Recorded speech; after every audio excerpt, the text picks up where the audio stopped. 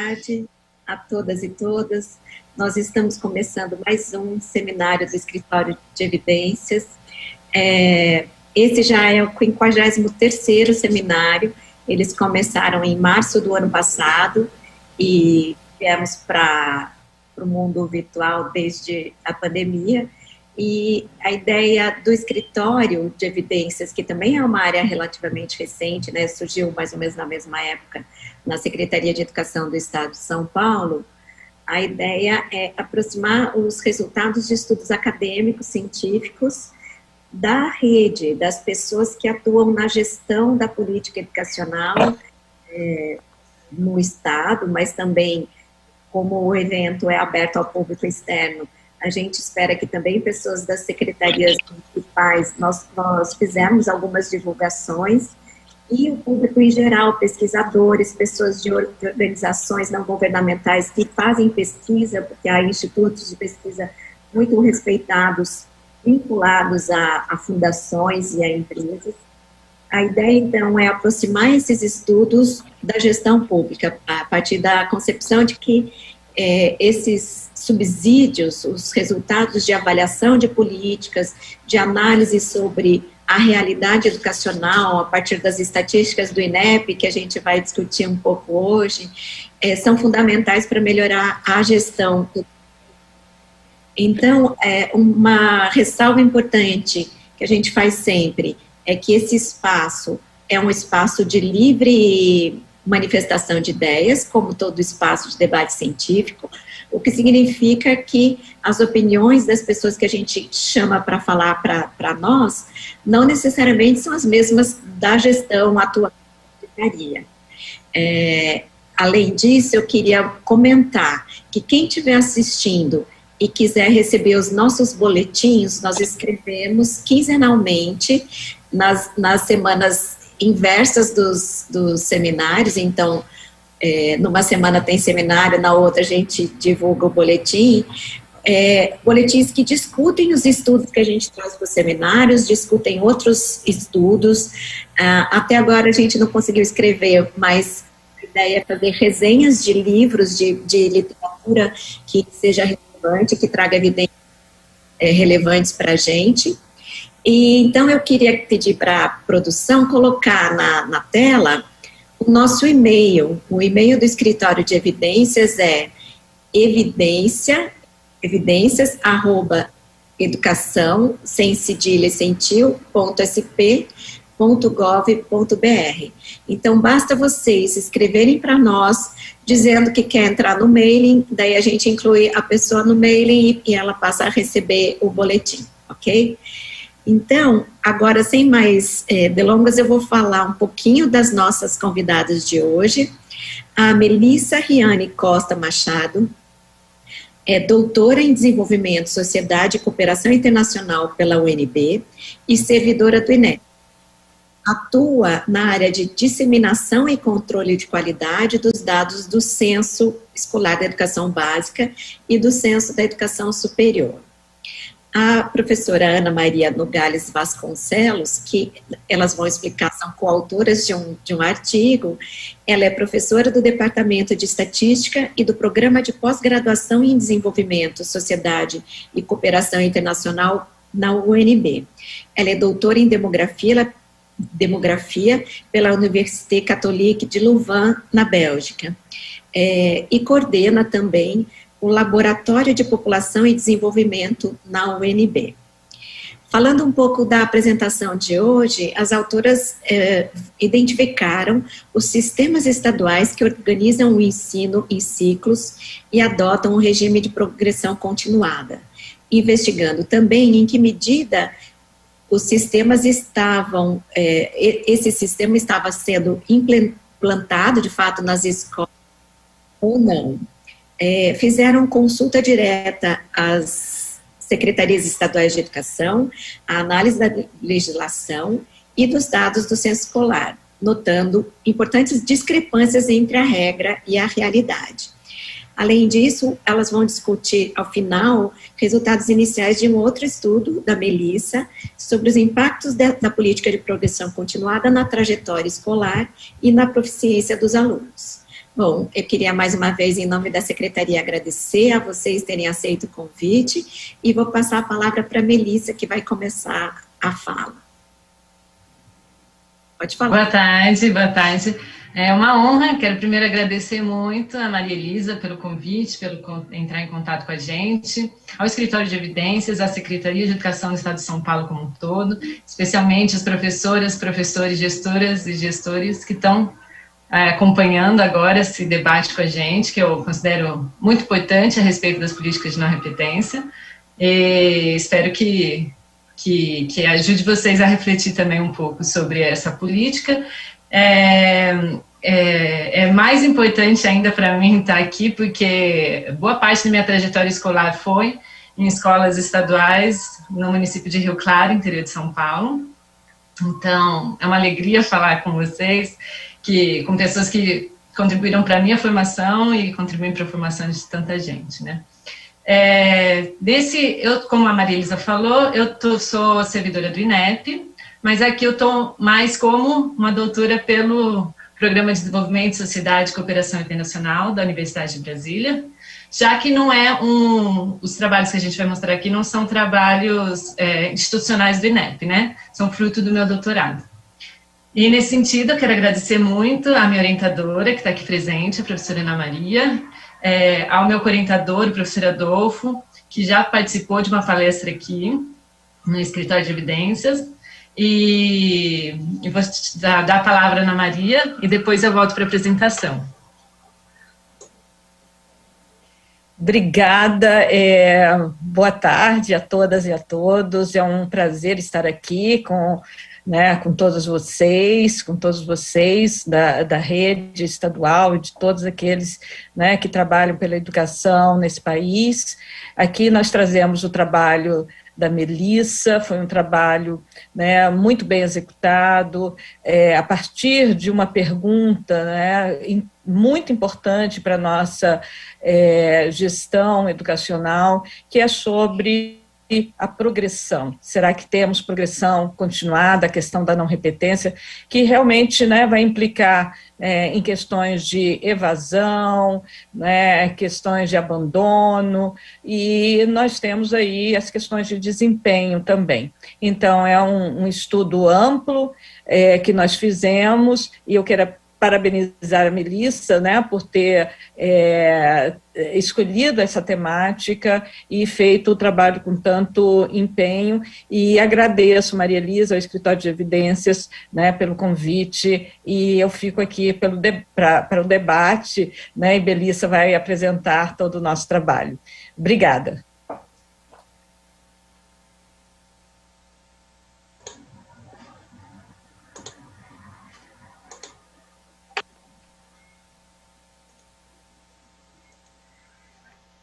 Certo, então aqui está a apresentação.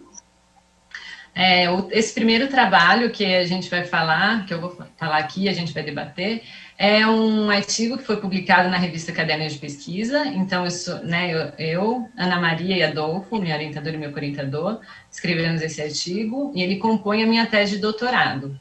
O título desse artigo é As Políticas de Não Repetência nos Sistemas Estaduais de Ensino do Brasil. E tanto esse artigo, vocês podem colocar esse título no site de busca, vão encontrar o trabalho completo, o artigo completo, e a referência também está no final dessa apresentação, e vocês vão ter acesso se precisar. E a tese de doutorado como um todo, que esse artigo faz parte também, ela está referenciada no final da apresentação. E se vocês buscarem pelo título da tese, vocês encontram um trabalho completo também, para encontrar mais detalhes, que não são possíveis de apresentar aqui rapidamente. Então, já começando sobre esse artigo específico, a gente trata da temática do acesso da educação obrigatória. Então, Simões, que é também um colega do INEP, que também fez uma apresentação já aqui no Escritório de Evidências, ele tem um trabalho bem interessante sobre o acesso à educação obrigatória, e ele fala que a necessidade de que esse acesso ele seja não só universal, seja assim para todas as crianças e jovens, né, independentemente de suas características, nível socioeconômico, raça, cor, gênero, qualquer outra característica demográfica, mas mais do que isso, que seja também integral, ou seja, que ele se paute no direito não só à matrícula nas escolas, mas que esses alunos eles possam concluir essa educação obrigatória com aprendizagem e na idade recomendada, né? E aí, quando a gente analisa os dados da educação brasileira, os diversos estudos que tem, eles mostram o quanto a gente está distante dessa realidade, né, de alcançar um acesso à educação obrigatória que seja, de fato, universal e integral. E dos aspectos que atrapalham muito a gente alcançar isso é justamente a reprovação, a retenção dos alunos, né? Então, uma boa parte desses alunos que fazem a matrícula escolar, eles não conseguem concluir a educação obrigatória. Ou então concluem, mas numa idade já defasada, né? Numa idade acima daquela recomendada. E para essa questão específica da retenção, as políticas de não repetência, elas surgem como uma alternativa, reduzindo a reprovação e favorecendo, então, que os estudantes concluam a educação obrigatória e na idade esperada. Mas há uma preocupação generalizada, assim, né, na sociedade como um todo, especialmente na comunidade escolar, a respeito dos possíveis impactos dessas políticas de não repetência na qualidade do ensino ofertado, no aprendizado dos alunos. E, nesse sentido, é fundamental, então, a gente realizar estudos que possam avaliar esses efeitos das políticas de não repetência, né, tanto naquilo que ela diretamente se propõe, que é aumentar a proporção de alunos com trajetória escolar regular, né, e a conclusão da educação obrigatória, quanto para avaliar se, de fato, há um prejuízo ou não no aprendizado dos alunos. Mas, para a gente conseguir fazer esse tipo de estudo, a gente precisa primeiro conhecer quais sistemas de ensino utilizam as políticas de não repetência e quais não utilizam ou utilizam de forma muito restrita essas políticas. É nesse sentido, então, que os objetivos desse trabalho foram identificar quais sistemas estaduais de ensino prevêem a organização do ensino em ciclos escolares e a progressão continuada dos alunos ao final de determinados anos e determinadas séries, né? O foco foi nos ciclos escolares e na progressão continuada, porque na nossa revisão de literatura, que foi feita anteriormente, a gente viu que essas são as políticas mais frequentes, né, na educação brasileira. E mais do que isso, a gente queria investigar também em que medida as previsões legais têm sido, de fato, implantadas nas escolas. E aí, o foco nosso, o recorte, foi para os sistemas estaduais de ensino, porque seria inviável, como a gente queria fazer uma análise do Brasil todo a respeito dessas políticas, seria inviável a gente fazer para cada legislação municipal, né? Então, a gente analisou só das 27 unidades federativas, das redes estaduais. E os tipos de análise que a gente fez para alcançar esses objetivos foram 3 tipos. O primeiro foi da legislação que regulamenta as políticas de não repetência nos sistemas estaduais de ensino. A gente avaliou também as taxas de reprovação dos alunos ao longo da educação básica nas escolas estaduais, das 27 unidades federativas. Aí, para isso, a gente utilizou dados do censo escolar, no período de 2009 a 2018, e a gente analisou também a forma de organização do ensino fundamental, de acordo com as respostas das escolas estaduais, a uma pergunta específica que é feita no censo escolar, e a gente utilizou para essa parte específica apenas a edição de 2018. Quando a gente se debruçou sobre a legislação, né, antes a gente precisava saber, enfim, qual a legislação de cada sistema estadual de ensino que rege essa temática das políticas de não repetência. Então, primeiramente, o primeiro passo foi fazer a consulta a cada uma das unidades federativas, e a gente enviou perguntas relacionadas às normas aplicadas para a educação básica. E eu estou descrevendo aqui quais foram essas perguntas, né?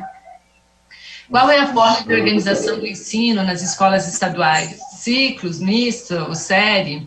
Caso a organização seja em ciclos ou mista, quantos são os ciclos e quais etapas escolares cada ciclo abrange?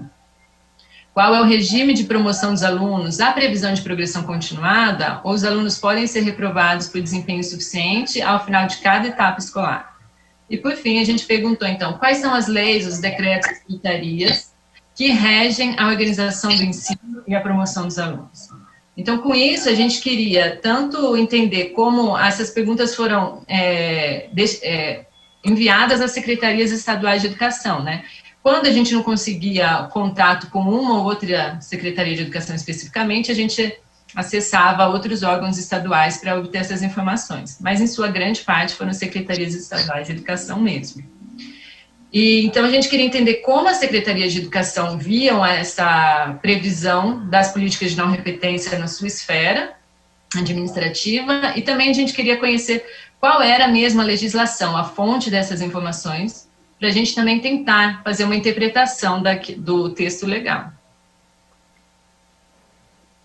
Daí, a gente, a partir dessa análise bem minuciosa que a gente realizou da legislação, e para isso a gente também consultou, além da legislação indicada pelas secretarias, a gente consultou nos sites da Secretaria de Educação e nos sites dos Conselhos Estaduais de Educação, qual era a legislação a respeito das políticas de não repetência.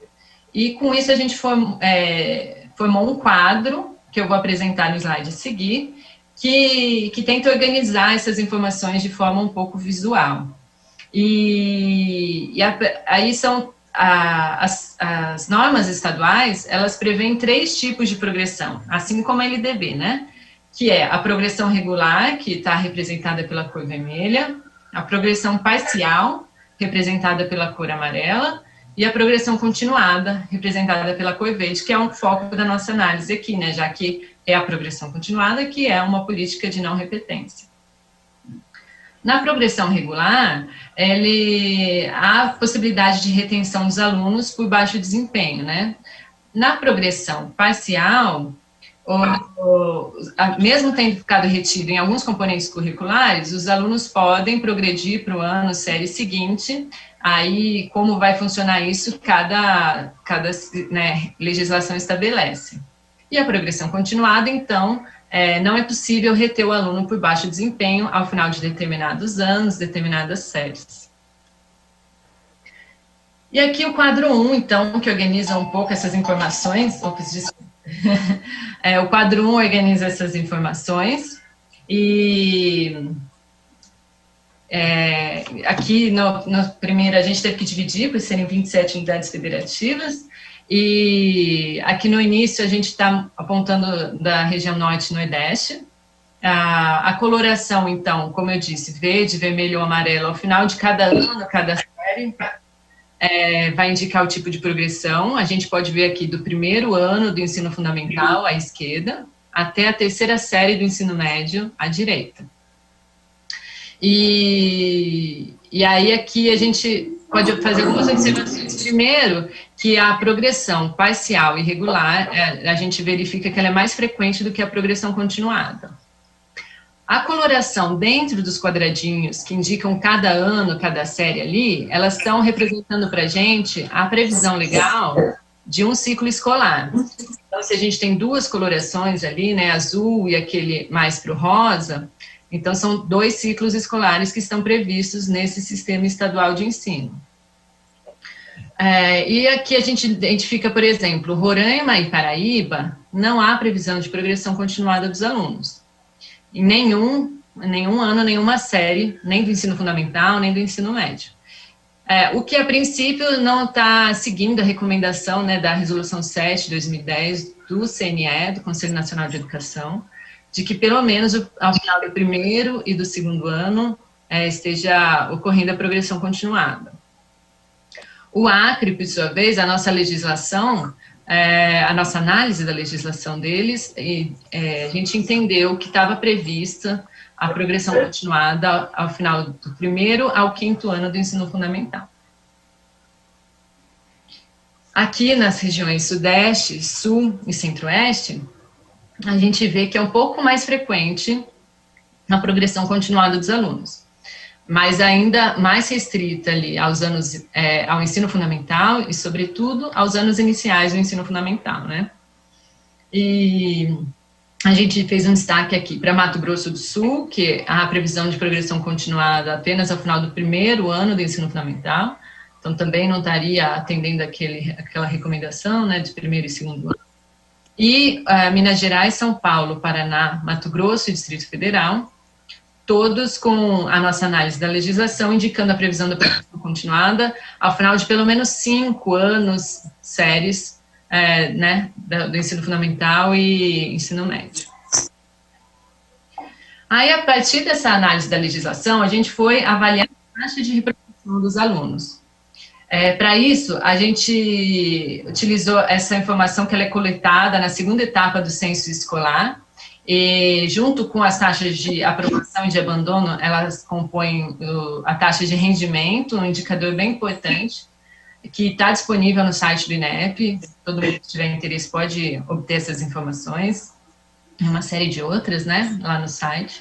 E a gente usou as taxas de reprovação porque a gente entendeu assim que valores para anos / séries muito próximos a zero, repetidamente no período que foi de 2009 a 2018, seria um indício da adoção da progressão continuada dos alunos na prática escolar, né? Taxas de reprovação bem próximas a zero. Além disso, uma queda brusca dessa taxa de um ano / série para o seguinte poderia ser mais um indício da implementação da política de progressão continuada. E, de forma contrária, o aumento abrupto dessa taxa de um ano, uma série para o seguinte, poderia indicar, por exemplo, a possibilidade de retenção dos alunos ao final de um ciclo escolar em que havia a progressão continuada. Então, aqui a gente vai apresentar rapidamente das 27 unidades federativas e a gente agrupou esses conjuntos de sistemas estaduais de ensino a partir da quantidade de anos e séries em que estava prevista a progressão continuada. Então, essa figura 1, ela traz os dados de Minas Gerais, São Paulo, Mato Grosso e Distrito Federal, que são aqueles em que havia previsão legal de progressão continuada ao final de pelo menos 5 anos do ensino fundamental. E os dados, quando a gente olhou a reprovação, elas são condizentes com essa previsão. Então, a gente vê aqui dados de 2009, na cor mais clarinha, até 2018, essa coloração um pouco mais escura. E aí, então, quando está bem próximo ali de zero, a taxa de reprovação, né, então está indicando para a gente que, de fato, a progressão continuada está sendo seguida nesses sistemas estaduais de ensino. E a gente pode ver também que no Distrito Federal, essa adesão à previsão legal ela é um pouco mais recente, né? Apesar da norma ser de 2013, se eu não me engano, foi só em 2018 que a gente vê uma queda, de fato, na taxa de reprovação, por exemplo, ao final do 6º e do 8º ano, né?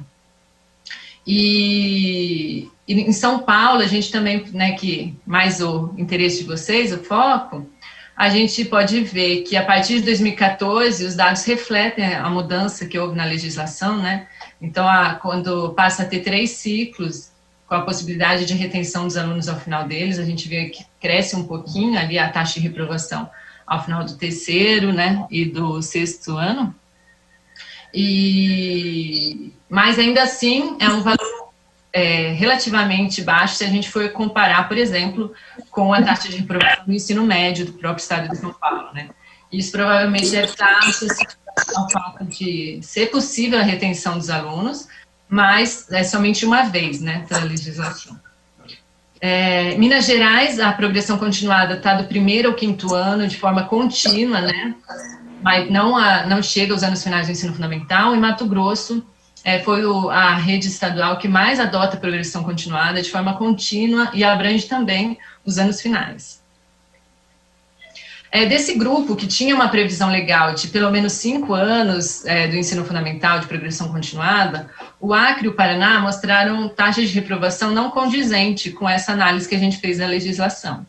Mas esses dados são condizentes com as respostas que a gente recebeu da Secretaria Estadual de Educação, né? Então, o que pode estar acontecendo é talvez um descompasso mesmo entre o que está na norma e o que de fato é entendido pela secretaria como um todo e pelas escolas. Aqui a gente agrupou os sistemas estaduais de ensino que prevêem a progressão continuada dos alunos ao final do primeiro, segundo e quarto ano do ensino fundamental. Então, a gente vê esse padrão bem característico, né? Primeiro e segundo baixinho, aí sobe, porque acaba o ciclo, né? Então, tem a possibilidade de retenção, e depois cai novamente. Aqui não coube tudo, então Santa Catarina ficou aqui do lado, mas é o mesmo padrão. Então está condizente, né, com a previsão legal. Desse grupo, apenas o Rio de Janeiro que mostrou dados não tão coerentes, né, da taxa de reprovação com a previsão legal, porque também estava previsto, pelo nosso entendimento da legislação, a progressão continuada ao final do primeiro, segundo e quarto ano do ensino fundamental, e a gente vê pelos dados, sobretudo nos anos mais recentes, que não segue esse padrão, né, da previsão.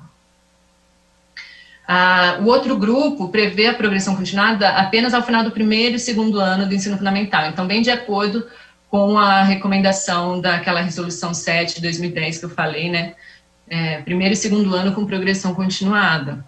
E esses são os sistemas estaduais de ensino que mostraram taxas de reprovação coerentes com essa previsão, né, então também não coube tudo aqui, então tem Rondônia, Amapá, Tocantins, Sergipe, Bahia, Espírito Santo e Rio Grande do Sul.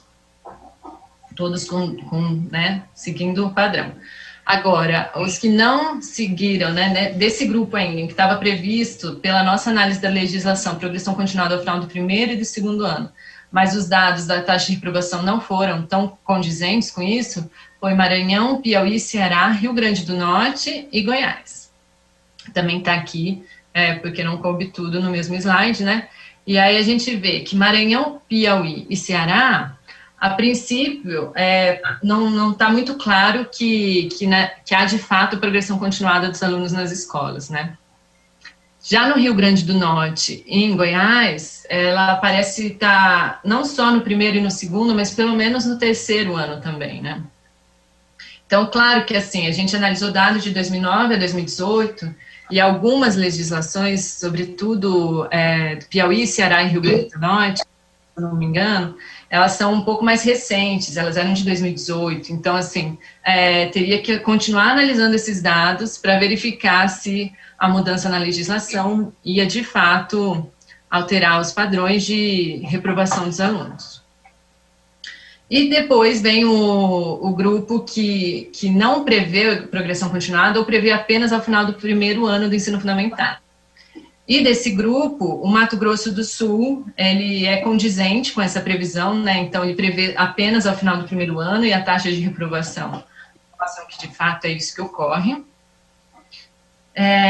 E Roraima e Paraíba, eles, a princípio, não previam a progressão continuada na análise que a gente fez da legislação, mas os dados da taxa de reprovação parece indicar que há, né, na Paraíba, no primeiro, segundo e quarto ano do ensino fundamental, parece haver a progressão continuada. E em Roraima, parece que foi um padrão gradual, né, foi diminuindo a taxa de reprovação ao final do primeiro, segundo e terceiro ano. Então, isso pode ser uma série de fatores, né, várias legislações estaduais falam da autonomia das escolas para optar pela forma de progressão, seguindo o discurso da LDB, né, ou pode ser um entendimento criado coletivamente nas escolas, inspirado em outros sistemas que adotam progressão continuada, pode ser que a gente, apesar da busca exaustiva, não tenha encontrado alguma legislação específica a respeito desse tema nesses sistemas estaduais de ensino, né, então tudo isso pode estar influenciando. Então, a partir dessa análise da legislação e das taxas de reprovação, a gente, como eu já fui falando ao longo dos gráficos, buscou se havia coerência ou não, se havia indícios de incoerência entre a legislação e a prática escolar. E a gente agrupou, então, os sistemas estaduais de ensino, né, de acordo com os dados, nos grupos, que são aqueles que eu falei, desde o grupo 1, que é o que mais adota progressão continuada, até o grupo 4, que adota bem menos. Mas é claro, com isso a gente não quer dizer que está havendo um descumprimento da legislação, não, porque tem vários aspectos envolvidos, né? Inclusive a gente pode não ter encontrado alguma legislação específica que mudasse esse quadro, então isso não significa descumprimento, né? Apenas que a gente encontrou alguns indícios de incoerência entre os dados. Aí a gente também buscou analisar essa questão, se a legislação estava refletindo na prática escolar, da organização do ensino em ciclos escolares. E para isso, a gente utilizou uma questão específica do censo escolar, e mais especificamente da edição de 2018 que a gente utilizou, mas ela era utilizada dessa forma, essa pergunta, se eu não me engano, de 2009 a 2018. E a partir de 2019 eu vou mostrar que mudou um pouco a pergunta, né? Mas a gente utilizou as respostas das escolas estaduais a essa pergunta que perguntava se o ensino fundamental está organizado em ciclos, sim ou não. Ou seja, uma pergunta dicotômica, né? E aí a gente analisou a proporção de escolas estaduais que responderam não ou sim, né, a essa pergunta específica em cada unidade federativa. E a gente identificou algumas coisas. Primeiro, que as únicas redes, né, que 100% das escolas estaduais responderam a mesma coisa, foi Santa Catarina e Mato Grosso do Sul. Sergipe e Bahia, por exemplo, não utilizam o termo ciclo. Na análise que a gente fez, na legislação, a gente não encontrou a referência a um ciclo escolar nos anos que havia progressão continuada. Mas a gente vê que em Sergipe, 38,6% e na Bahia, 15,2% das escolas estaduais responderam que o ensino fundamental estava organizado em ciclos. Por outro lado, uma série de unidades federativas de sistemas estaduais de ensino que utilizavam o termo ciclo no seu texto legal, a maior parte das escolas respondeu que o ensino fundamental não estava organizado em ciclos. Então, isso pode refletir uma série de coisas. Pode ser um descompasso, sim, entre a legislação e o que, de fato, está sendo implantado nas escolas. Pode ser, mais uma vez, alguma questão associada à autonomia, né, para decidir pelo tipo de organização do ensino. Pode também refletir uma confusão dos respondentes a respeito do que significa um ensino organizado em ciclos, né? E também, talvez até um problema da pergunta, porque já que ela é dicotômica, muitas escolas que têm apenas parte do ensino fundamental organizado em ciclos, né, fica difícil responder sim ou não, né, quando uma parte está organizada em ciclos e outra não. Então, as considerações finais desse artigo é que há, de fato, ainda muita confusão em torno desses conceitos relacionados às políticas de não repetência, o que faz com que haja essas contradições entre aquilo que está disposto na legislação, as respostas das secretarias e a prática escolar. E é fundamental que todas as normas, aqui a gente está falando desse tema específico das políticas de não repetência, essas normas elas devem estar facilmente encontradas, né, devem ser facilmente encontradas, e com um texto claro o suficiente, tanto para que outros pesquisadores interessados na temática possam desenvolver pesquisas que investiguem o impacto dessas políticas, mas principalmente para que gestores e professores conheçam quais são as orientações para o sistema de ensino no qual ele atua e para as escolas na qual eles atuam. E essa triangulação de dados que a gente realizou aqui nesse artigo, ela permitiu a gente conhecer quais redes estaduais prevêem a adoção de ciclos, quantos ciclos estão previstos e qual é a duração de cada um deles. Permitiu também a gente identificar quais sistemas estaduais de ensino prevêem a progressão continuada dos alunos ao final de determinados anos/séries. E ainda permitiu verificar se há coerência entre a previsão de progressão continuada e as taxas de reprovação dos alunos. Para verificar essa coerência entre a resposta das escolas à organização do ensino e a previsão legal de ciclos escolares, a questão que a gente utilizou, ela se mostrou insuficiente, né? Justamente por aquele caráter dicotômico dela. Desde 2019, eu verifiquei que a pergunta foi mudada, né? No censo escolar, ela hoje pergunta as formas de organização do ensino, permite assinalar mais de uma opção, se for o caso, e aí inclui série e ano, períodos semestrais, ciclos e outros. Mas ainda assim não permite informar, né, quantos ciclos e qual a duração de cada um deles, o que seria uma informação relevante. Outras considerações que a gente pode fazer desse artigo é que há um predomínio da organização seriada e da progressão regular dos alunos e parcial. Ou seja, apesar da LDB ter trazido uma série de inovações importantes, ainda as formas mais tradicionais, elas são mais frequentes. Nos sistemas estaduais de ensino que a gente analisou, a política de progressão continuada ela está restrita ao ensino fundamental, e sobretudo nos anos iniciais do ensino fundamental. E os sistemas estaduais que mais adotam as políticas de não repetência, nas análises que a gente fez, foram de Minas Gerais, São Paulo, Mato Grosso e o Distrito Federal. O Distrito Federal, como a gente viu, ainda não de forma tão consistente quanto os demais no período de tempo analisado, o que faz com que a gente veja Minas Gerais, São Paulo e Mato Grosso como importantes campos de estudo para quem quer investigar possíveis efeitos dessas políticas. E aí a gente trouxe aqui, vou tentar ser rapidinha, não sei como está o meu tempo, mas um exemplo de estudo comparativo que a gente fez, que também faz parte da minha tese de doutorado, é o último artigo que compõe ela, e o objetivo foi investigar se as políticas de não repetência podem favorecer que uma maior proporção de alunos alcance a trajetória escolar regular, sem haver prejuízos no aprendizado. E no caso desse estudo, o foco foi nos anos finais do ensino fundamental. Por quê? Porque a partir dos anos finais, então, se torna um problema ainda mais grave na educação brasileira. E como a gente viu, a progressão continuada, ela está restrita ao ensino fundamental. Então, o nosso foco foi nos anos finais do ensino fundamental. E a gente focou também na progressão continuada, porque é aquela mais fácil da gente identificar se de fato ela é implantada nas escolas, como a gente mostrou anteriormente. Então, a gente pegou 4 sistemas estaduais de ensino, né? São Paulo e Mato Grosso, representando aqueles que adotam a progressão continuada nos anos finais do ensino fundamental, e Rio Grande do Sul e Mato Grosso do Sul, representando aqueles que não adotam nos anos finais e adotam de forma muito restrita nos anos iniciais também.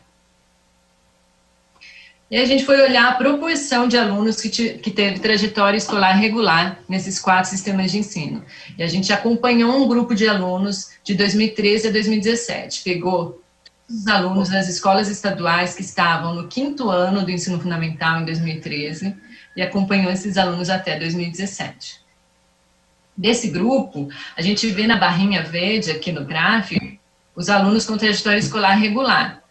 E na barra amarela e vermelha, a trajetória irregular. O amarelo, irregular por repetência ou migração para EJA, educação de jovens e adultos.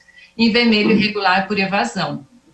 E a gente vê que a proporção de alunos que conseguiu a trajetória escolar regular foi, de fato, muito maior nos sistemas estaduais de ensino que utilizam a política de não repetência, a progressão continuada, né?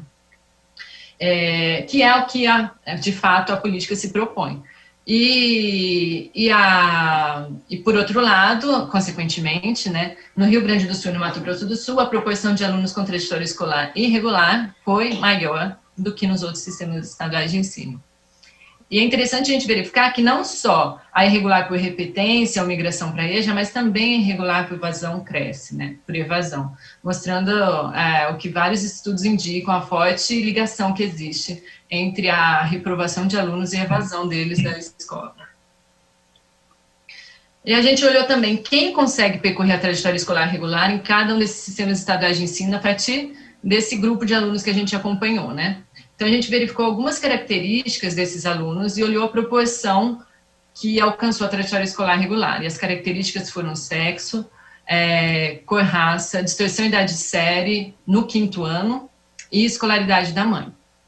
Então, primeiro, olhando informações aqui de sexo, a gente vê que as alunas do sexo feminino, em todos os sistemas estaduais de ensino, foi uma maior proporção de alunas, né, que alcançou trajetória escolar regular, do que de alunos do sexo masculino. Mas, quando a gente olha a razão de proporções, a gente vê que essa diferença é ainda maior nos sistemas estaduais de ensino que não adotam a progressão continuada, no Rio Grande do Sul e no Mato Grosso do Sul. A respeito da distorção idade séria, a gente verificou lá no 5º ano, quando a gente começou a acompanhar eles em 2013, se havia distorção ou não. É interessante a gente verificar que em todos os sistemas estaduais de ensino foi bem pequena a proporção de alunos que tinha trajetória escolar irregular quando estava no 5º ano e que alcançou trajetória escolar regular. Né? Eles tinham distorção idade séria no 5º ano e alcançaram trajetória escolar regular foi pequena. Sobretudo no Rio Grande do Sul, apenas 18,1% dos alunos que tinham distorção idade séria alcançaram a trajetória escolar regular e estavam no nono ano em 2017. A respeito da cor-raça, a gente vê que São Paulo e Mato Grosso é bem maior a proporção de alunos com trajetória escolar regular em todas as categorias de resposta, quando a gente compara com o Rio Grande do Sul e Mato Grosso do Sul. Onde essa proporção com trajetória escolar regular é bem menor, mas destacadamente para a cor-raça preta, que a gente vê que apenas 47,3% dos alunos do Rio Grande do Sul da cor preta tiveram a trajetória escolar regular e apenas 53,5% no Mato Grosso do Sul. Quando a gente vê, então, a escolaridade da mãe, a última variável que a gente analisou, a gente vê mais uma vez esse padrão. São Paulo e Mato Grosso é maior a proporção de alunos com trajetória escolar regular em qualquer uma das categorias de respostas de escolaridade da mãe. A gente agrupou aqui, né, nessas 3 categorias. Não completou o ensino fundamental, completou o ensino fundamental, mas não o ensino médio, e completou o ensino médio ou a faculdade. E no Rio Grande do Sul e no Mato Grosso do Sul, essa proporção é menor para esses 3 agrupamentos de resposta, mas, sobretudo, para o grupo que não completou o ensino fundamental. Que a mãe não completou o ensino fundamental. A gente olhou também a proficiência desses alunos. E aqui a gente tem informações de média, desvio padrão e coeficiente de variação. E São Paulo e Mato Grosso, de forma geral, apresentaram uma média de proficiência tanto em língua portuguesa quanto em matemática, tanto no 5º quanto no 9º ano, menor do que no Rio Grande do Sul e no Mato Grosso do Sul. Mas, quando a gente olha com cuidado esses dados, a gente vê mais algumas informações. Por exemplo, o coeficiente de variação em São Paulo e Mato Grosso, ele é maior do que no Rio Grande do Sul e no Mato Grosso do Sul, o que indica uma menor variabilidade da proficiência dos alunos nos sistemas estaduais de ensino que não adotam a progressão continuada nos anos finais. O que pode estar contribuindo, então, tanto para o fato de que aqueles alunos com baixa proficiência, eles foram retidos, né, foram reprovados, não, provavelmente, né, uma suposição que a gente faz, esses alunos, eles foram retidos, eles, portanto, não compõem esse grupo de alunos com trajetória escolar regular. Sim, porque aqui a gente analisa apenas os alunos que tiveram trajetória escolar regular, porque a gente queria verificar o desempenho deles, a proficiência, tanto no 5º ano quanto no 9º ano. E para a gente conseguir fazer isso, a gente teve que analisar apenas os alunos com trajetória escolar regular. E aí a gente vê, então, que provavelmente no Rio Grande do Sul e no Mato Grosso do Sul, os alunos com pior proficiência, pior desempenho, eles foram retidos e eles não fazem parte, então, desse grupo de trajetória escolar regular que a gente analisou aqui. Isso contribui tanto para um coeficiente de variação menor, quanto para as médias maiores também desses sistemas estaduais de ensino. E aqui a gente vê para o 9º ano que essa característica também se repete. E outra coisa que a gente pode verificar comparando esse gráfico aqui, esse quadro, né, essa tabela com a tabela do 5º ano aqui, né, a gente vê que a diferença que eu apontei aqui, né, de 14,1, 26,9, fazendo os pares de comparação, né? Eu fiz assim, São Paulo, Rio Grande do Sul, qual a diferença? Era 14,1 aqui em língua portuguesa no 5º ano. E aqui na coloração verde, comparando Mato Grosso com Mato Grosso do Sul. E a gente vê que essa diferença entre eles, olha, os valores diminuem para o 9º ano. Esse gráfico ele também dá uma ideia dessa informação. Então, só que a gente dividiu a proficiência dos alunos nas escalas de proficiência propostas por Soares 2009. E a gente vê, então, que São Paulo e Mato Grosso têm uma maior proporção de alunos no nível abaixo do básico e básico, né?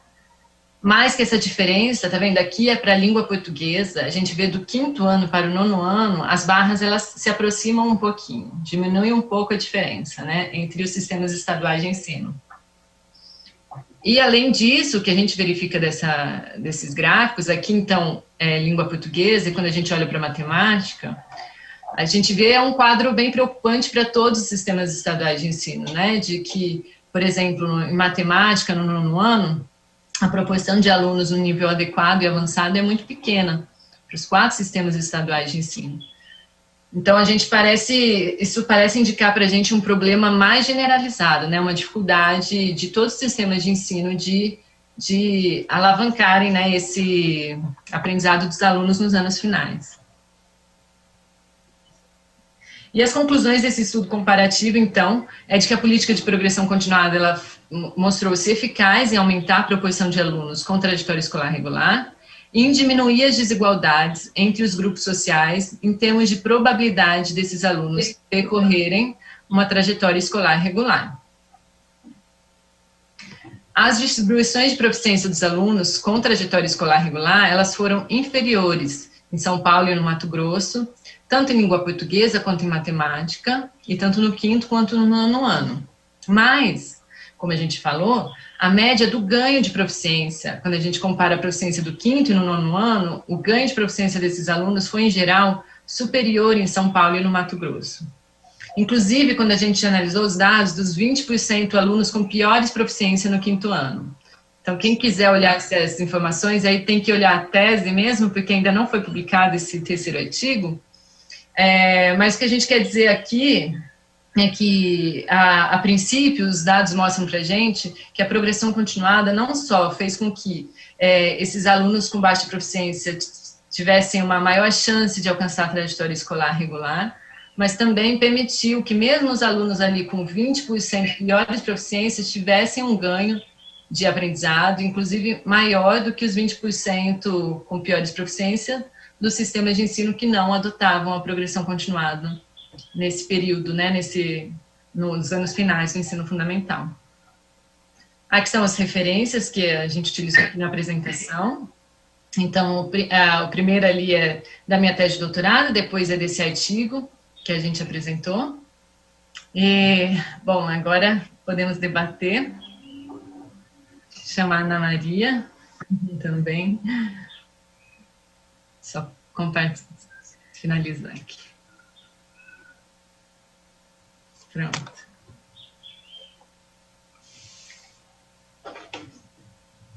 Maria Elisa?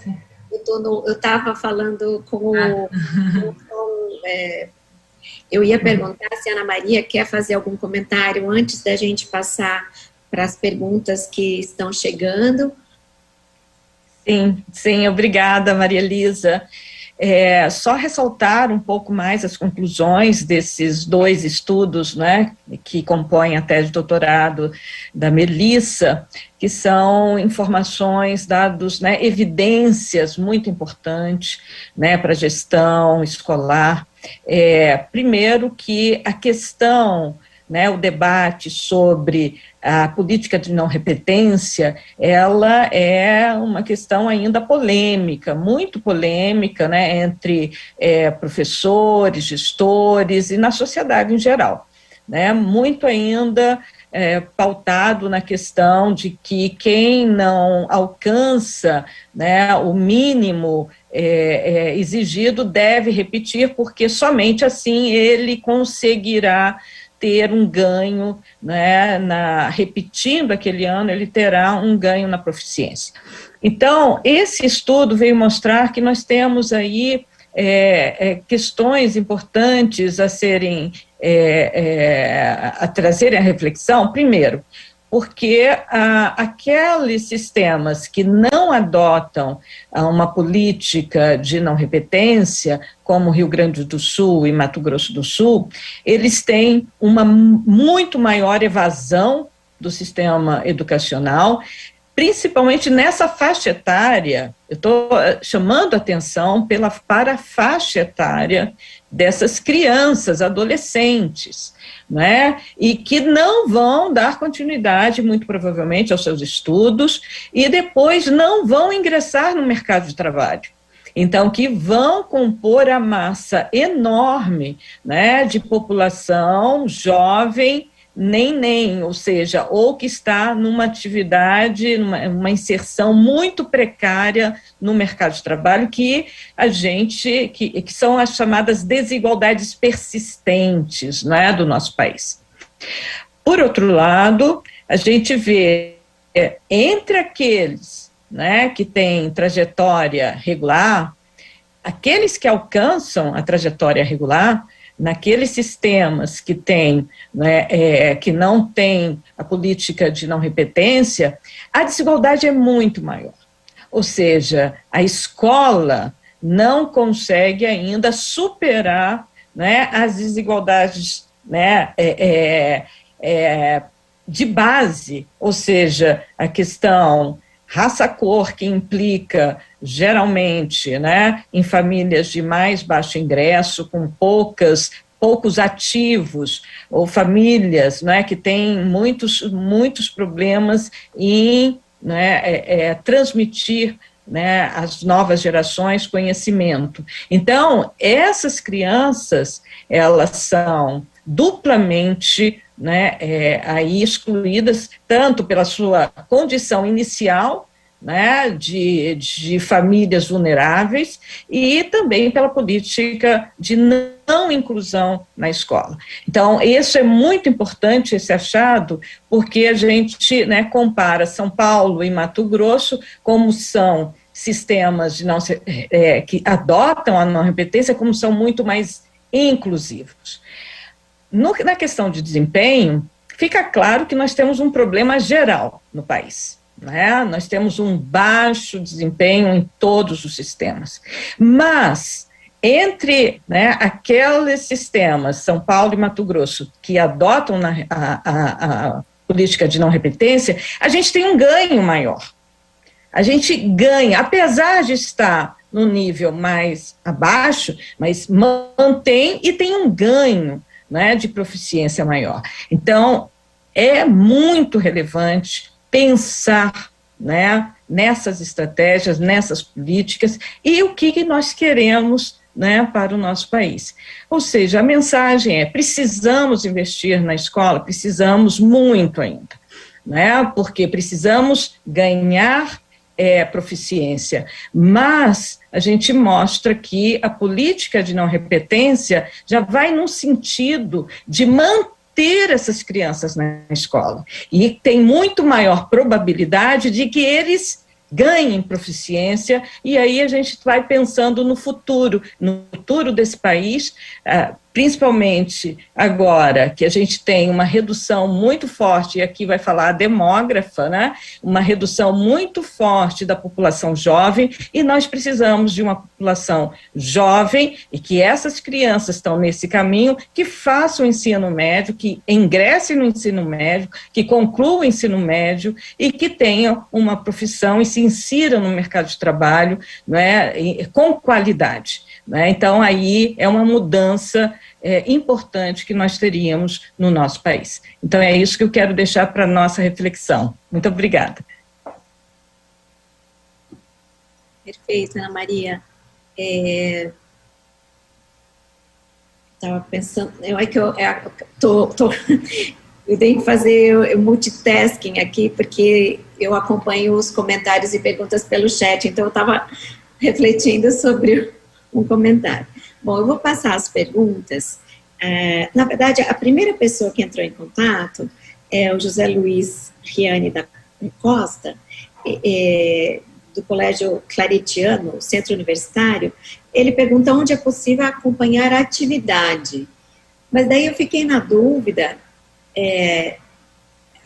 porque se ele perguntou, é porque ele está assistindo.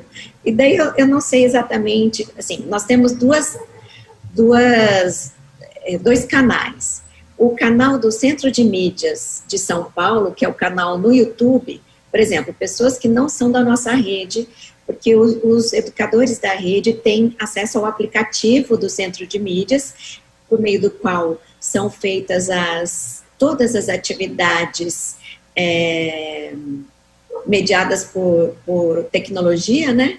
O seminário, a gente considera uma live, como está escrito embaixo na tela, para não confundir atividades obrigatórias de formação de professores que ocorrem no mesmo centro de mídias.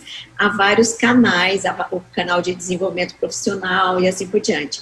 O nosso canal, dentro do aplicativo do Centro de Mídias e dentro do YouTube para o público externo, é o canal Gestão.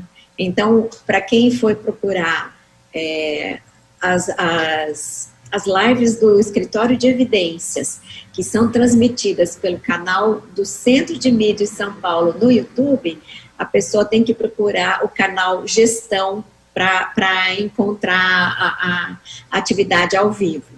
Mas um segundo local em que todos os seminários ficam depositados, nós temos um repositório que é o canal do próprio Escritório de Evidências. Há um tempo, um intervalo para que a gente consiga baixar esse arquivo que está no repositório do Centro de Mídias e colocar no nosso canal. A nossa equipe não é grande, mas com alguma agilidade, todos os seminários vão para lá. E também, assim, uma informação importante é que eu, de fato, não perguntei às autoras de hoje, mas eu imagino que, da mesma forma que é público o artigo, pode ser público a apresentação em PowerPoint. Nós temos, quem quiser, né, quem tiver interessado em acessar, é só escrever para a gente, daí eu vou pedir de novo que a equipe de produção coloque o nosso e-mail para quem não viu, é evidências@educação.sp.gov.br, é só pedir o PPT que a gente manda. E nós temos também um acervo. Esse sim é acessado só pelos servidores.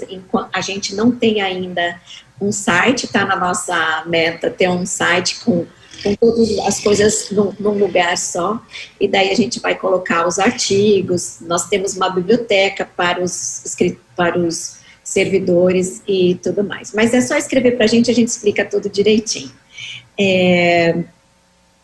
Eu estava pensando agora, então... Pois não, alguém quer falar? Não. Eu vou fazer a primeira pergunta, né?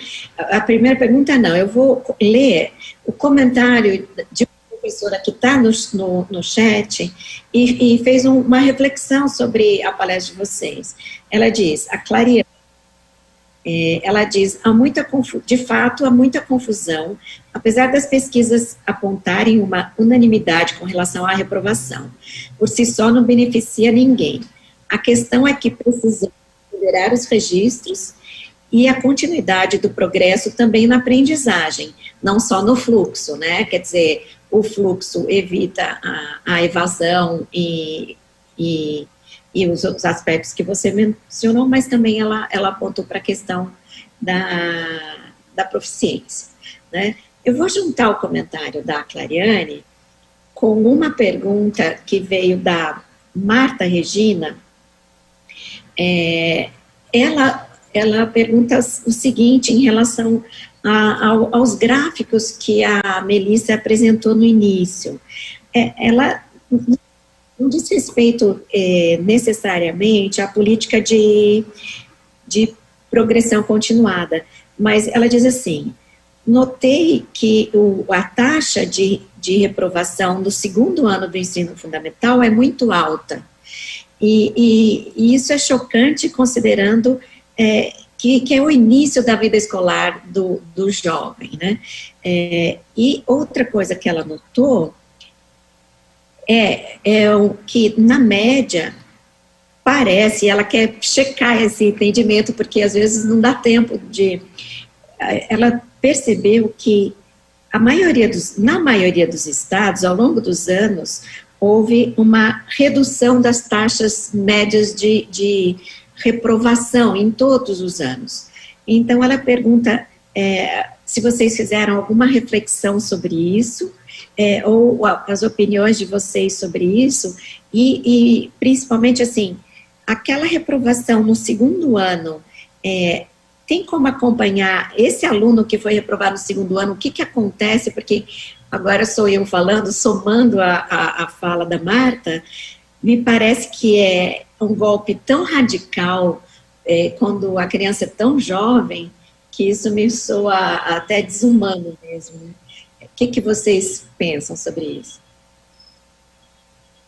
Eu vou começar, então, e aí depois a professora Ana Maria me complementa. Bom, primeiro a Clariane, né, falou da questão da necessidade do acompanhamento, né, e de garantir de fato esse aprendizado, e a gente tentou, né, em toda a tese e nos artigos especificamente, apontar a relevância da gente não esquecer esse aspecto, né, que é de fato fundamental. E é o que a professora Ana Maria falou no comentário, né, dela, de que esse problema, ele, né, apesar desses sistemas estaduais de ensino que utilizam a progressão continuada terem tido uma proficiência inferior aos outros, é o que a gente falou, eles tiveram também uma maior variabilidade, né, então provavelmente aquele aluno que simplesmente teria sido reprovado, que a gente sabe que não ia ter recuperado esse aprendizado e muitas vezes podia até ter deixado a escola, ele continua, ele tem algum ganho de aprendizado, né, mas claro que a gente tem que investir muito nisso, na formação continuada, né, na avaliação desses alunos, na melhoria da qualidade do ensino ofertado, mas o que a gente queria destacar aqui, sobretudo, é isso, é que mesmo esses alunos que a princípio foram aprovados somente devido à progressão continuada, mesmo eles tiveram sim um ganho de proficiência ao longo dessa trajetória escolar. E que a Marta Regina fala, né, dos alunos reprovados no segundo ano, de fato, inclusive, como eu disse, né, esse fato contradiz a própria recomendação do Conselho Nacional de Educação, de que pelo menos nessa fase, no primeiro e no segundo ano, no processo de alfabetização, né, que os alunos, eles não sejam retidos, não tenham essa reprovação. O que a Maria Elisa fala, de fato, a gente não investigou isso, porque é um estudo basicamente quantitativo, né, mas no momento de revisão de literatura, vários trabalhos apontam sobre o forte impacto negativo que uma reprovação traz para o aluno, sobretudo, né, nesses alunos mais novos, eles já carregam um estigma, né, pro resto da trajetória escolar regular deles, né, que é muito pesado, é muito forte mesmo. E quanto a acompanhar esses alunos é possível, mas para a gente ter, assim, informações específicas de um aluno, os interessados têm que, aí um pouco da função de servidora do INEP, né, para a gente acessar esses dados, a gente precisa entrar em contato lá, tem um local específico para todos os pesquisadores que têm interesse na temática. Eu mesmo, como servidora, utilizei essa via formal, né, de todos os outros pesquisadores, submetem lá toda uma documentação, aí conseguem ter acesso, fazer cruzamento de bases e acompanhar esses alunos. É possível sim, mas é um processo um pouco mais complexo, e essas informações não estão, assim, disponibilizadas, né, individualmente para cada aluno, até por questões, né, de proteção de dados pessoais e tudo. Quanto à redução da reprovação ao longo do tempo, a gente não focou na tese, em nenhum artigo, esse aspecto, mas é um campo relevante de se estudar, né, e pode estar refletindo, né, essa mudança que tem crescido, né, a progressão continuada, então esse impacto das próprias políticas de não repetência podem estar influenciando para essa diminuição da reprovação dos alunos ao longo do tempo, mas é uma questão que teria que ser estudada mesmo. Professora Ana Maria, quer complementar alguma coisa? Sim, eu queria só trazer à reflexão o momento que vivemos, da pandemia, né, do ensino remoto, das dificuldades, né, que todos nós estamos tendo em trazer, né, todas as atividades da escola para casa. E a gente vai ter, sim, né, uma maior desigualdade nesse processo. Agora, nessa questão, a política de não repetência voltou, né, ao debate. Devemos reprovar esses estudantes, como avaliar o desempenho, né, e como incluir, né, principalmente em momentos como esse, onde nós temos uma questão de saúde mental dos nossos estudantes muito, né, assim, exacerbada, é realmente um grande problema. E nós sabemos também que não é fácil para o professor lidar com um grupo de alunos de grande variabilidade em termos da capacidade cognitiva, né, de captar os conhecimentos, e essa fase da vida desses, né, pré-adolescentes aí que a gente está estudando, essa fase de transição dos anos finais do ensino fundamental, é uma fase muito complexa, né, é uma fase de transformação, né, dessas que vinham, né, de da infância propriamente dito, de um sistema de ensino com um professor, e de repente muda tudo, né, são crianças que de repente, né, começam a ficar, né, donos de si mesmos, são vários professores, né, muda o seu próprio corpo, muda, os hormônios estão aí em, né, ebulição. Então, é uma fase muito complexa. Trazer essas crianças para a escola, permanecer na escola, eu acho que deveria ser, né, o primordial, prioritário para as nossas políticas. E, claro, a gente ter condições, e aí dar condições para os professores, e nas escolas, para que essas crianças permaneçam, porque nós precisamos de política de permanência nas escolas. E, claro, que a permanência vai, né, ser um grande fator para o aumento da proficiência. Então, se a gente tira essa criança da escola, a volta dela, e nós vimos aqueles que já vêm de uma história de defasagem idade-série, ele não vai conseguir mais entrar na regularidade. Então, nós estamos aí condenando, né, e principalmente nos sistemas que não adotam nenhum sistema em nenhum momento, né, muito precocemente, condenando essas crianças para, né, fora do sistema. E fora do sistema, e aí é tropeço de tropeço, e não vão chegar, né, no mínimo, hoje obrigatório, que é, né, a conclusão do ensino médio. Então, é uma questão muito importante, que eu acho que vocês, né, os comentários trouxeram aqui, que a gente vê nos gráficos, uma alta taxa de reprovação em, né, idades aí muito baixas, né, as crianças de 8, 9 anos sendo, né, deixadas para trás. Então, somente lembrar o lema, né, que hoje temos do Objetivo do Desenvolvimento Sustentável, que estamos trazendo sempre, não vamos deixar ninguém para trás. Então, principalmente num momento como esse, né, uma pandemia, né, que afetou a todos, mas, sobretudo, as nossas crianças. Então, eu acho que é um momento de retomar essa discussão, né, e repensar em políticas de não repetência em todo o país.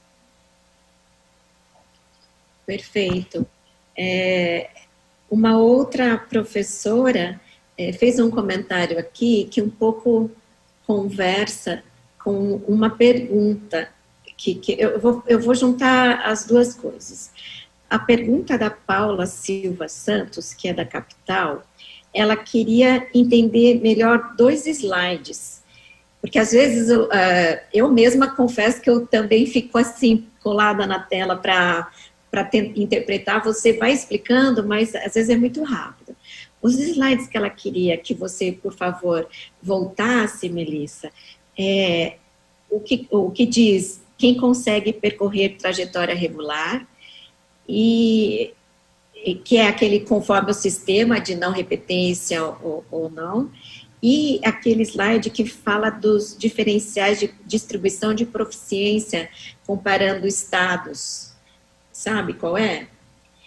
E daí eu junto com a fala da professora Soraya, porque o comentário anterior da Clariane, e um pouco que a gente conversou, né, um pouco a fala da professora Ana Maria, da Melissa, a gente parece fazer um contraste ou uma comparação entre os ganhos do sistema de não repetência em termos da permanência e o que vocês mostraram, que é uma aparente inferioridade dos níveis de proficiência naqueles anos que são avaliados, é importante dizer isso, né, que o sistema de avaliação avalia específicos anos, talvez isso tenha alguma correlação com haver ou não progressão, né, como se fosse assim um acúmulo, talvez, de dificuldades, não sei, eu estou agora meio que divagando, mas, então a gente fez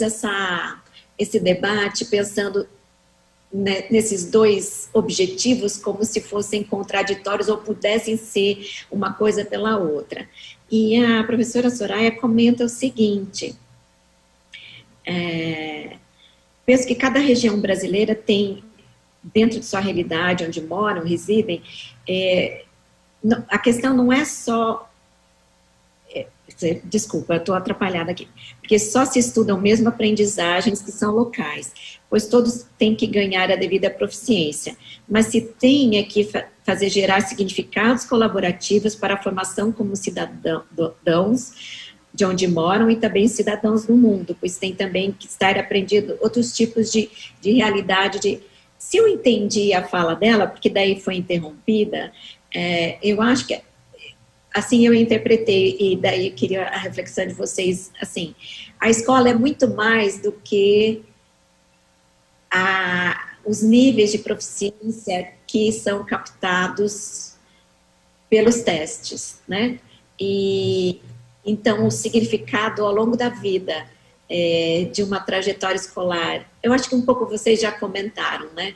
Mas ponderar o que será mais importante, uma proficiência um tanto maior na 5ª série ou uma história toda de recusa ao estudo, né? Eu entendi assim a fala dela. Então, se vocês puderem responder as 2 coisas ao mesmo tempo, obrigada. Tá ótimo. Vou começando também e depois chamo a Ana Maria para me ajudar. Bom, então a Paula... você acha que eu volto aqui, Maria Elisa, com a apresentação para mostrar os dados? É bom, né? Tá sem som. Eu esqueci uma coisa importante. Eu vou pedir de novo que a produção mostre o link para o público externo, porque até agora eu tenho recebido mais perguntas de quem está no chat. Então, quem está vendo aqui abaixo da tela, esse bit.ly/evidências 2708 é o link para o formulário que a pessoa acessando pode perguntar a vocês também. Eu peço desculpas porque eu esqueci de apresentar no início da nossa apresentação. Então, eu voltando a você, Melissa, eu acho que sim, seria importante olhar os slides de novo. Tá ótimo. Vou compartilhar aqui a tela. Eu peço desculpas pela rapidez na apresentação, que é muita informação mesmo que eu tento trazer ao mesmo tempo para vocês, né? É um pouco difícil no tempo disponível. Mas vamos lá. Então, o primeiro é quem consegue percorrer a trajetória escolar regular. Aqui. Vamos começar a correr para lá.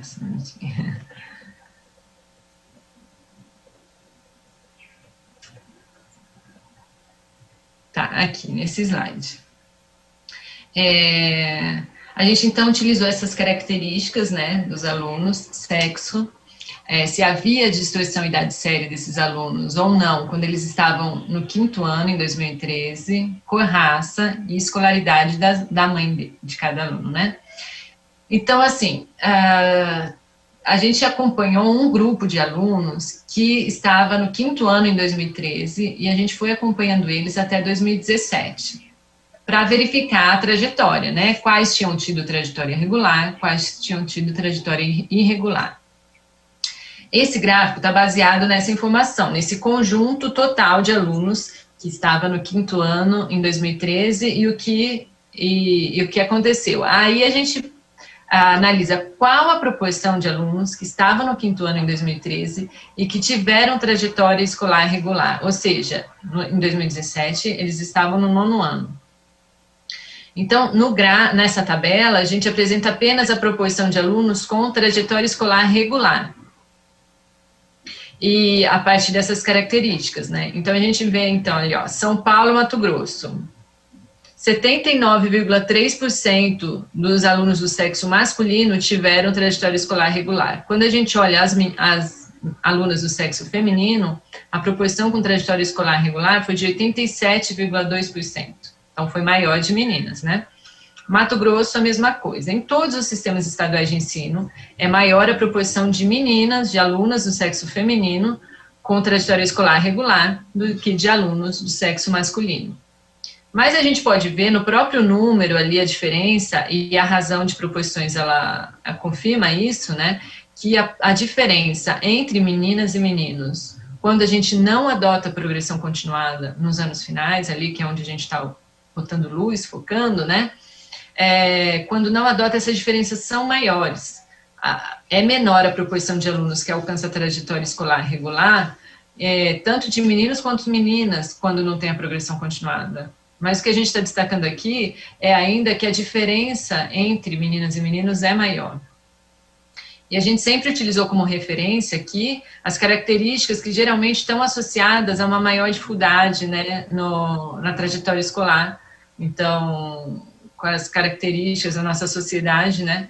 Então, alunos do sexo masculino, com distorção idade séria, da cor raça preta e com a mãe com escolaridade mais baixa, que os dados apontam que geralmente tem, né, de acordo com as características da sociedade, das escolas, eles têm uma trajetória escolar mais difícil, com mais repetência, com mais evasão. E aí a gente utilizou eles como referência, então, para fazer esse cálculo da razão de proporção. Então, aqui a gente está meio que debatendo essa questão da desigualdade que a professora falou, né? Desigualdade a partir dessas características. E para pegar essas informações, aqui a gente utilizou o censo escolar e a Prova Brasil, né? Que o questionário de resposta dos alunos também na Prova Brasil. E aí a gente vê, então, é isso que a gente quis destacar, aqui, que há uma menor proporção de alunos com trajetória escolar regular nos sistemas de ensino que não adotam a progressão continuada, e mais do que isso, há uma maior desigualdade, né, uma menor probabilidade de alunos com essas características alcançarem a trajetória escolar regular, com essas características que eu disse, que geralmente estão associadas a uma trajetória escolar interrompida, né. E aqui é a continuação, que é com a informação da escolaridade da mãe.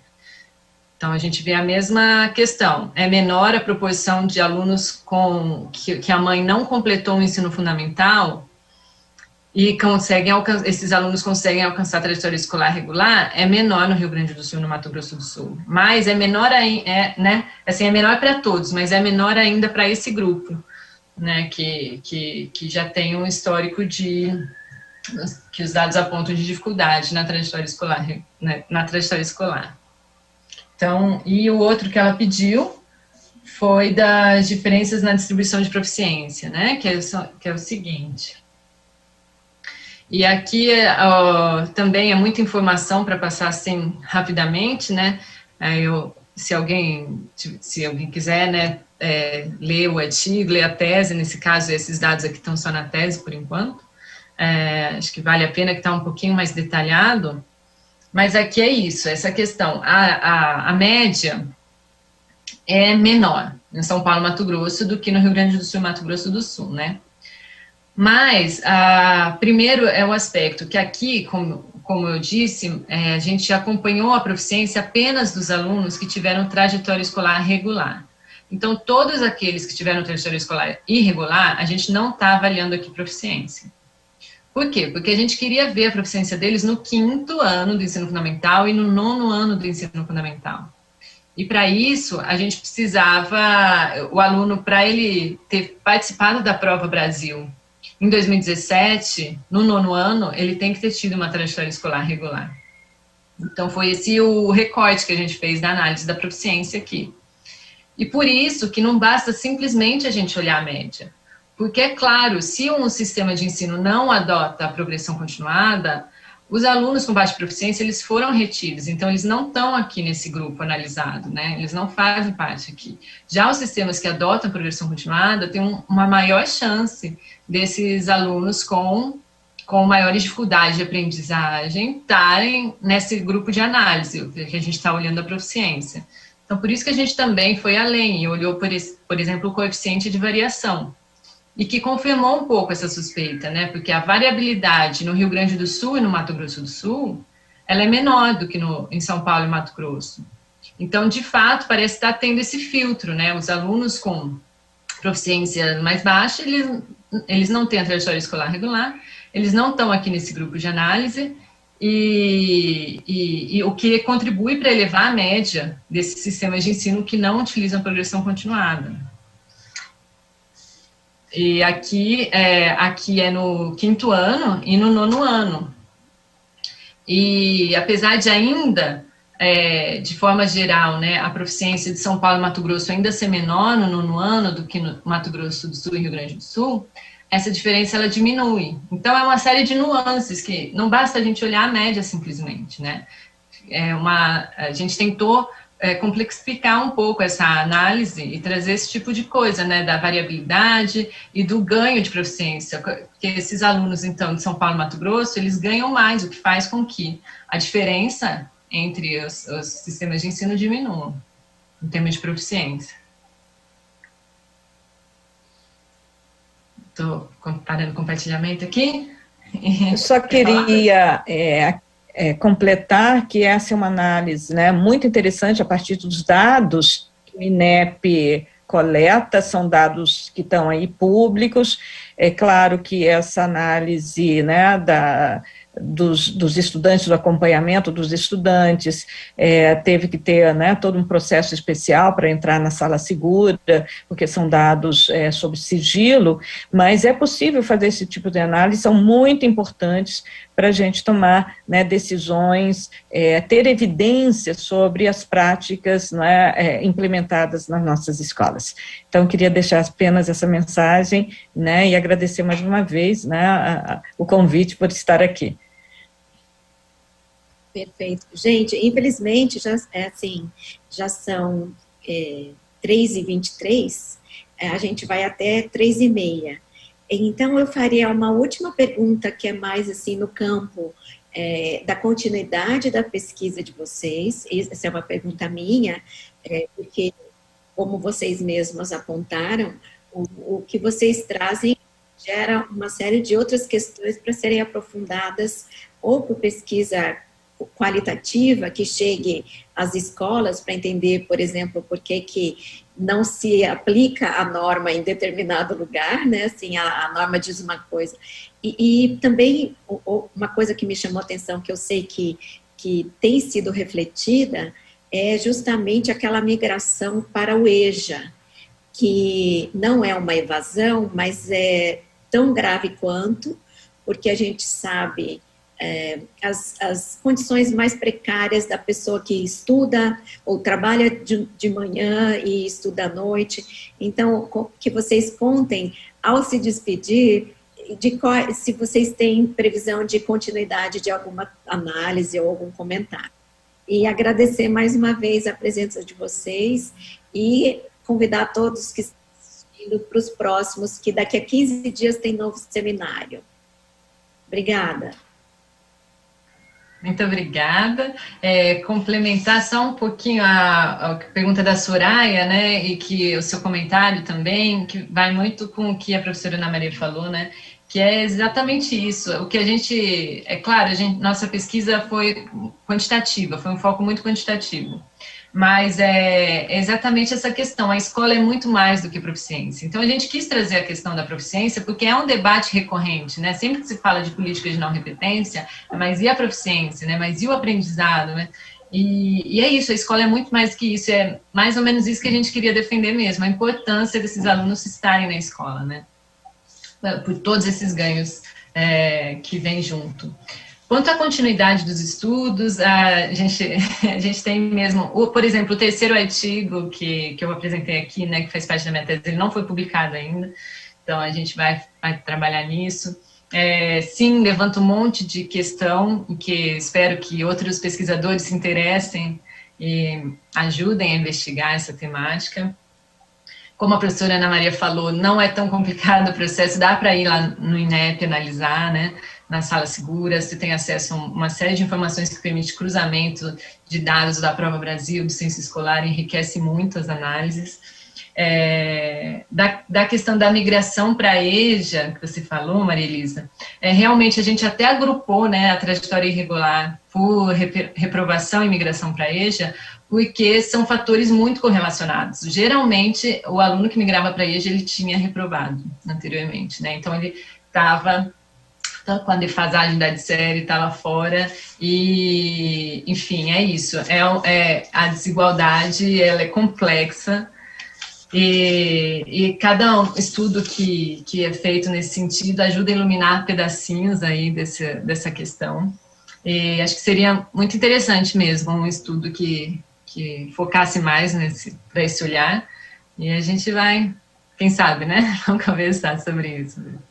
Pois eu só queria acrescentar, Melissa, que o Brasil é muito diverso. O que nós mostramos aqui, eu acho que foi salientado por, não sei quem falou, né, talvez Soraya, que cada região tem suas especificidades, e realmente, nós estamos estudando aqui as escolas estaduais, e vimos que os anos finais do ensino fundamental, grande parte está na rede estadual de ensino.